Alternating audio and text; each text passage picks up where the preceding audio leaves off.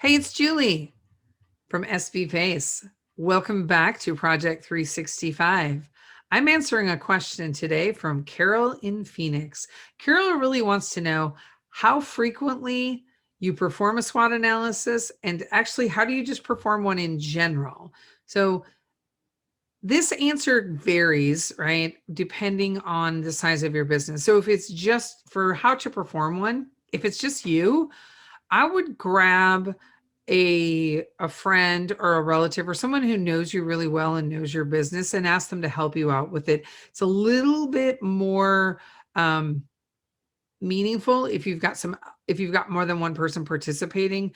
You can tend to be a little bit more myopic in your views if it's only you. So even if you just have somebody like a business coach or consultant that leads you through the exercise and asks you very pointed questions, it's going to benefit you. But what you do is you sit down and you go through each bucket one by one, trying to focus. So you'll go on strengths until you exhaust everything that you can think of. So as an example, if we were doing a SWOT analysis for SB Pace for strengths, it would be engaging sales team, right?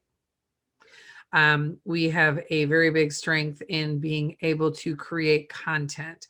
We have a strength in, we have a great network. So we would just continue to cycle through all of the strengths that we have. Then when we really couldn't think of anything else, we'd move on to weaknesses. Now, sometimes as you're thinking of strengths, you're like, oh yeah, that's a strength, but that's also a threat to us.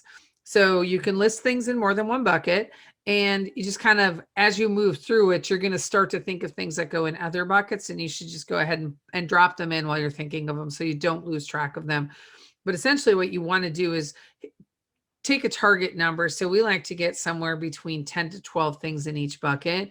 Now, we probably won't execute or take a look at all of them in depth and create action plans around them, but we will do it around the top 3 to 5 things to make sure that we're constantly moving forward. As far as how frequently you should look at your SWOT or redo it, we do it about every 6 to 9 months. We redo them. You could go as little as every year.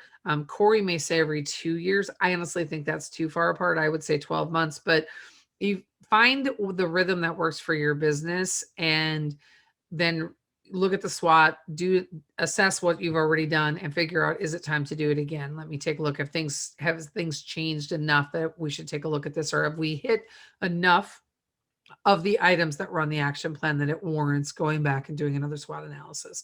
So that's what I have for you on SWOT analysis today. I hope that answers all of your questions, Carol. We really appreciate you sending them in. If anyone else has questions for us, go ahead and head on over to sbpace.drop. Easy for me to say, right? sbpace.com and fill out our contact us form and just drop your question in there. We're happy to answer them.